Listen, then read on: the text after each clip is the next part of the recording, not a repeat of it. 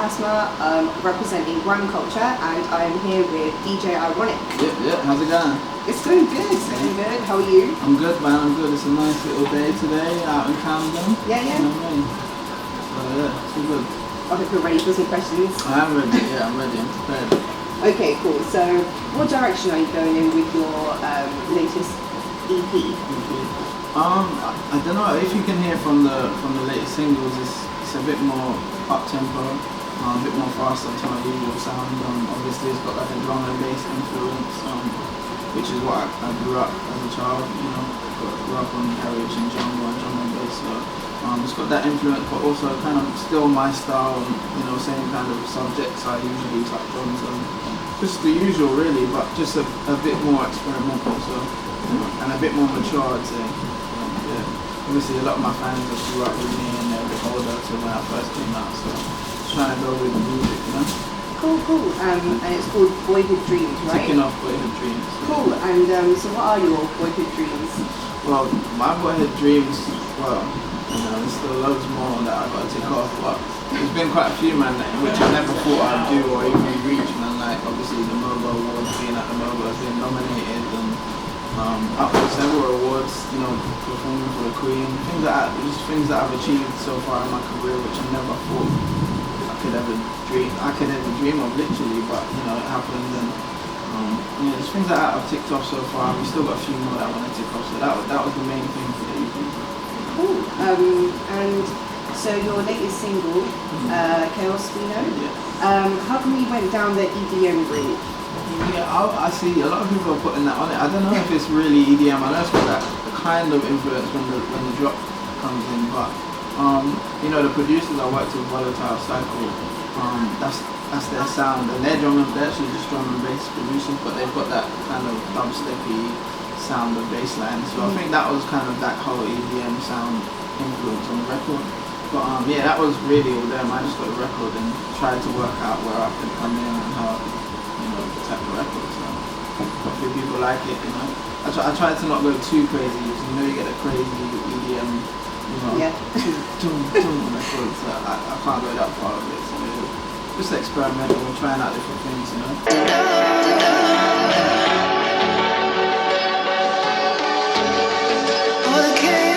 Hey, now I've seen it all before. Crazy girl, now she's knocking at my door. She definitely coming back for some more. But it was just a crazy night on tour. Crazy down, maybe she's conceited, but I don't really need this. I know they say the crazy girls are best, but I can't see this. There's chaos all around me right now. If she's coming in, then she's getting bright. I see the sun rising, so it's lights out. And this is all because of fun on the night. That's cool. Will there be grime on the new EP? Yeah, there's been a lot of grime talk today. This is mad because like my last interviews, there wasn't any grime talk. It's crazy because obviously lately been getting a lot of attention. So I don't know. Yeah, there's a record with Relati which can be classed as grime. It's called It's Alright. There's a record with Scorcher called Less With Me, which is a bit more hip hoppy. But yeah, I mean, I'm always gonna have that kind of garage and grime influence in what I do and that urban or London sound in what I do. So yeah, definitely. What's the difference between the music industry from when you first started with Stay With Me compared to now? The industry? Yeah, the music industry now. I don't know, like I've never really been that guy for the industry. I've never been that industry's guy, man. From when I first came out, I was found by my fans and people online. Obviously having an online presence helped, but it was all driven by my fans, buying the records, voting for me on Channel U. That was all fans. It wasn't like I was found by a record label and they said, let's build him up as an artist. It was all me and my fans. So I've never really kind of been in touch with the industry like that. And till today, it's still, a struggle for me to prove to the industry that I'm a good artist and I can make good records. And it's not just cheesy pop songs with Elton John. We've actually got a fan base that we built up that support me up until now. So yeah, I don't know. It's weird for me to answer that question because, like I said, I've always kind of stayed in my own lane and what I do and focused on that rather than being the industry guy who everyone just wants to be around for the hype. So Do you think it's important to prove yourself to people out there? Yeah. Well, not really, because you know, the people that buy the records are the fans. You know, as long as you've got them supporting you and always having your back, then I'm sure you'll be fine. But you know, it is good to get, you know, critically acclaimed, you know, songs and albums and EPs, and just have that kind of respect from your peers and people in the industry. It is good, I guess, to have that. But you know, that's what I'm working towards anyway. Just trying to prove to them, I guess, as I keep going and keep making records, they'll one day kind of appreciate it.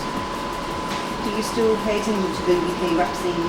Yeah, I'm a big fan of UK urban music. I'm always on the blog, so I'm always following what everyone's up to and checking it out. Lately, I've been a bit slacking a bit because I've been focused on what I'm doing, but yeah, I'm a big fan of just music in general, man. You know, I've always wanted to be at A&R or someone working at a record company to try and find the next, you know, biggest act from the scene. So yeah. What artists are there that you support? Obviously I support my regular artists, you know, the Chipmunks and the Tinies, so I kind of came up with. Well, I'm a big fan of like some of the new stuff, you know. I'm a big fan of Stormzy, big fan of the guy called Bonkers, don't know if you heard of him. He's good. Young'un, I really like Young'un and Captain Conan, what they're doing. I think they've got a big movement. And they actually find a balance where they have the industry and the fan base as well, you know. Yeah. So they've got the industry backing them and they've built up this fan base that will support them, which I think is sick. And that's how you're meant to do it, really. So yeah, man, there's a few artists that I like, and I would like to work with a few of them as well. It's cool. Yeah. What are your thoughts on Everybody versus Chipmunk? Everybody.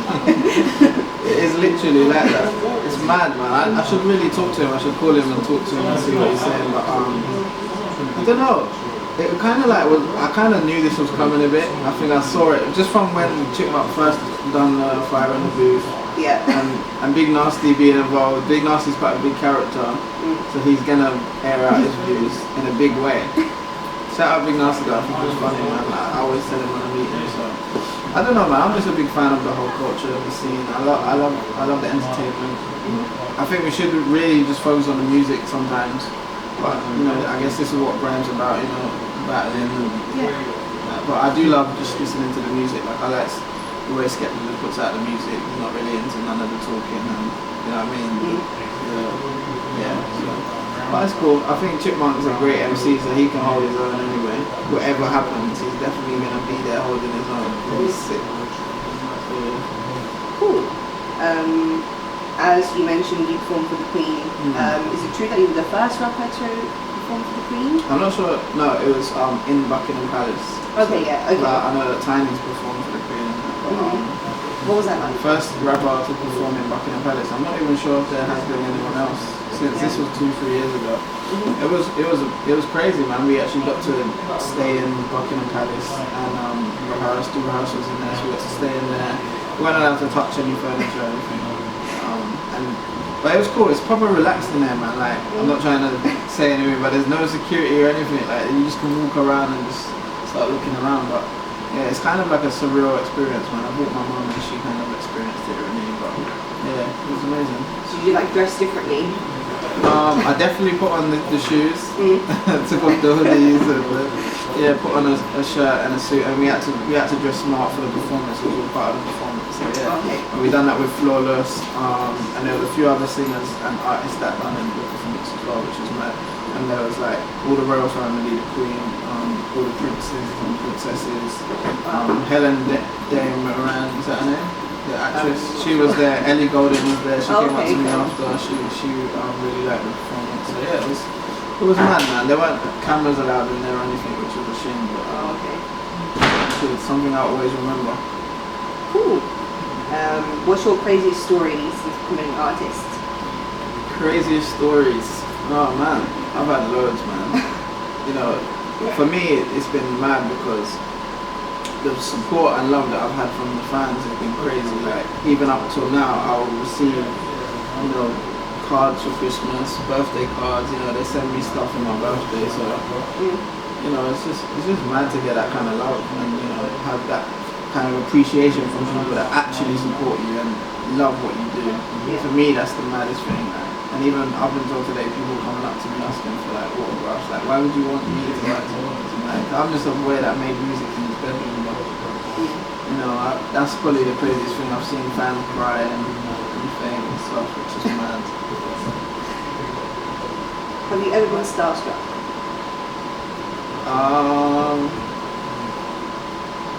Yeah, I have actually. There's only a couple people that can make me do that. I haven't met anyone yet. Drake, I think, I'll be starstruck with. Or Jay-Z maybe. But when I met Usher, for some reason. No way. Yeah. Oh my god, I'm the biggest fan. Yeah, me too. And I've been a fan from day one as well. And I was DJ at his after party, private after party. Wow. And I didn't know I was going to meet him. I just got asked to do the after party, so I was like, cool. And then he came up to me, but there's something about his aura and his coolness that he was like so smooth. I was just like, rah, this is actually Usher, just being smooth in front of me. He was like, yo man, what you put on? I can't remember what song he said, maybe you got it bad. He was like, yeah man. I was like, wow, like, he didn't even say please or not, he wasn't even that polite. Yeah. But it was the way he said it, I was just gotta respect it, because his aura was mental. I was like, wow. And I actually was standing there like starstruck. I never got that, only Usher, you know. That's pretty cool. So where can we get Boyhood Dreams?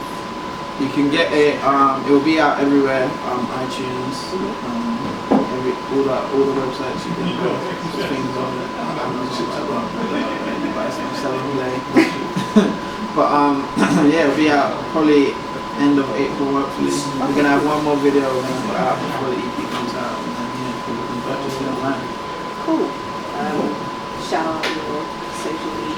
Yeah man, you can follow me on twitter.com/DJ Ironik, or follow me on Instagram @IronicDJ, or for latest music, soundcloud.com/DJ Ironik official.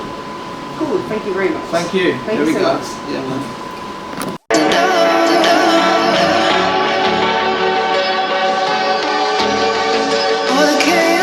Hey, now